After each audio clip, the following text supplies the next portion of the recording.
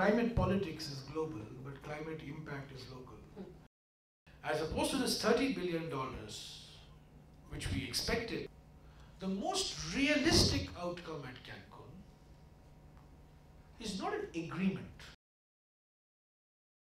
Climate politics is global, but climate impact is local. There's no doubt about that.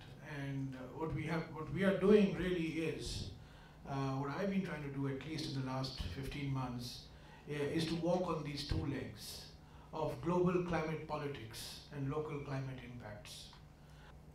At the global level, clearly, the debate is not on climate science, it's not on climate impact, it's really climate politics, as I mentioned. It's the politics of financing, it's the politics of access to technology, it's the politics of accepting mitigation commitments, it's the politics of transparency.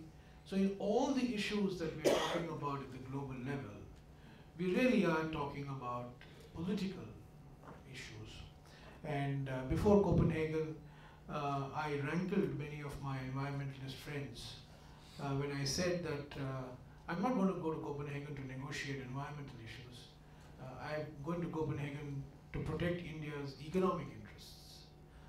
And I meant it very seriously, because Copenhagen was really about economic and development space, not so much about environmental actions.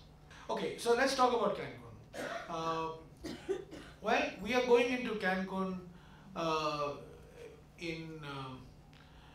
against a background of failed promises.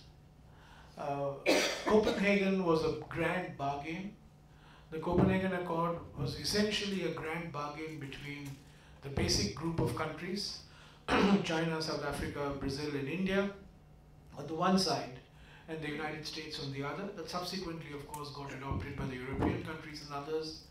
And the bargain was that these major developing countries, who also happen to be important emitters, will take on expanded commitments, although of a different nature than the developed countries, and that's where the CBDR principle becomes operationally meaningful, in return for which the availability of finance would be assured for adaptation in some of the more vulnerable of the developing countries.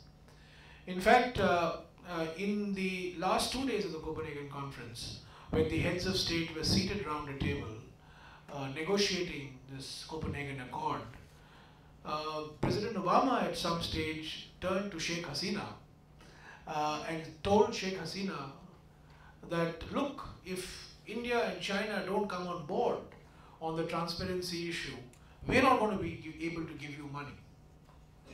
I mean, it was a very straightforward statement made by President Obama to Sheikh Hasina. He made a similar statement to the President of Maldives, that if your large countries in your region are not on board with us, we are not going to be able to assure you funding. So the link was that there would be the availability of finance, what came to be called fast start finance, in return for which China, India, Brazil, South Africa, some other countries, Indonesia, like for example Indonesia, would come on board and somehow internationalize their domestic unilateral commitments which they have made. Now, at the end of 1 year, as we go into Cancun, Fast Start Finance, which was supposed to yield $30 billion for 2010, 2011 and 2012. $100 billion from the year 2020 onwards, that's long-term finance. But let's not worry about long-term finance, let's worry now about what was promised in the short term. Now, as opposed to this $30 billion, which we expected you would have some clarity on at the end of 1 year, we have clarity on only about $7 billion. And out of $7 billion, $4 billion is what has been committed already for the RED Plus Forestry Initiative. This year, for the year 2010, fiscal year 2010, different countries have different fiscal years, but let's take 2010 as a representative year. the total contribution of the United States of America, the world's richest country, the world's largest historical emitter, and now of course the world's second largest emitter, the total contribution of the United States to the Fast Start finance for fiscal year 2010 is roughly $1.8 billion. It's a laughable number. It's a number that one shouldn't even be talking about. 1.8 billion, out of which $400 million is export credit alone. So the first and essential requirement for building up trust at Cancun, which is the clarity and operationalization of the Fast Start finance, is not in sight. So we are going in handicapped into Cancun with a key element of the grand bargain that arrived at Copenhagen completely missing. Now, the fundamental negotiating principle has been that nothing is agreed till everything is agreed to. So this imposes a certain inherent restriction, because if you are not able to get agreement on many of these issues, and there are many contentious issues in each of these building blocks, so if you're not going to get the level of detail and specificity on each of these building blocks, then you're headed for a collective disaster. And let me give you a couple of examples of what I mean. In the area of forestry, for example, Bolivia has objected to the forestry agreement, rightly so, on the grounds that you cannot commodify forests, that you cannot introduce market mechanisms in forests, because people are living, their livelihoods are important, and so on and so forth. You must have discussed this issue. Saudi Arabia has taken objection to the forestry agreement on the grounds that you must have a forestry agreement only after you have an agreement to compensate fossil fuel rich countries for the loss of their revenue when countries who use fossil fuels get away from fossil fuels. I mean, just imagine the concept of the world compensating Saudi Arabia. Just mind-boggling. But that's politics for you. So the Saudi Arabians don't want to come on a forestry agreement till we have an agreement on what is called response measures, which is how are the OPEC countries going to be compensated, and they really need to be compensated. With per capita incomes of 30,000 or more, they have to be compensated, otherwise they'll fall below the poverty line. And therefore, the most realistic outcome at Cancun is not an agreement, is not even a framework of an agreement. The most realistic outcome from Cancun will be a set of decisions endorsed by 193 countries, or what is called the COP, which will provide the roadmap for finalizing each of the building blocks which will constitute the final agreement. What are we expecting these decisions to be? Well, we expect a major decision at Cancun on the establishment of a green fund,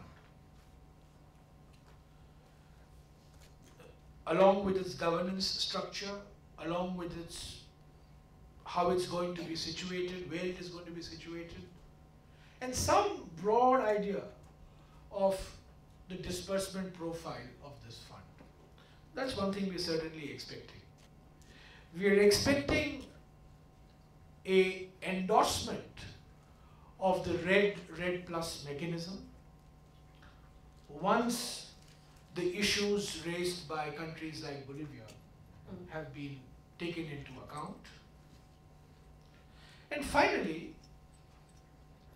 we are expecting some progress on how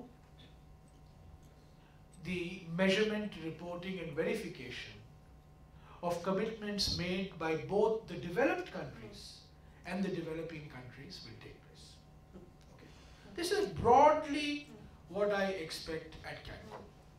What is India going to be contributing at Cancun? Well, we have two very specific contributions to make. One of which Sunita agrees with, and the other one Sunita does not agree with. And, you know, I'm upfront about it. You know, there's no point hiding all these things.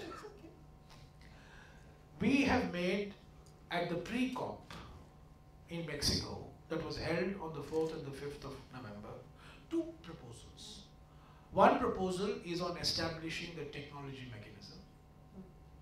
I can share this with you.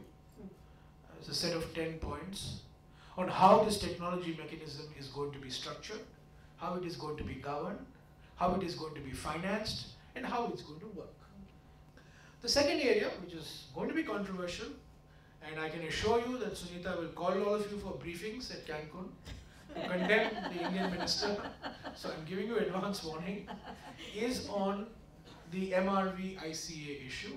I've already briefed them. The measurement, reporting and verification, the international consultation analysis, which to me is a mechanism for internationalizing domestic commitments that countries have made as part of the Copenhagen Accord. So this is the pivotal agreement as far as the United States is concerned. The US has openly said that without agreement on MRV ICA, they are not going to talk about agreements on the other building blocks. So in a way, the United States has made progress on other building blocks dependent on progress on the MRV ICA issue. And it is to break this logjam and this impasse that I made this proposal in Mexico. So therefore, to get the US in, because the US is critical for financing, the US is absolutely critical for technology. For targets. And ultimately for taking on. Yeah.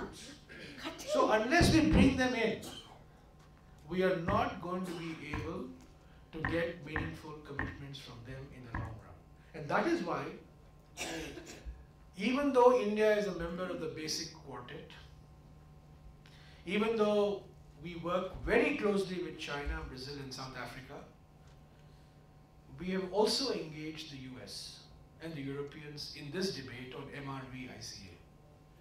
And India has been seen in some circles positively, in some circles suspiciously, as trying to find a middle ground.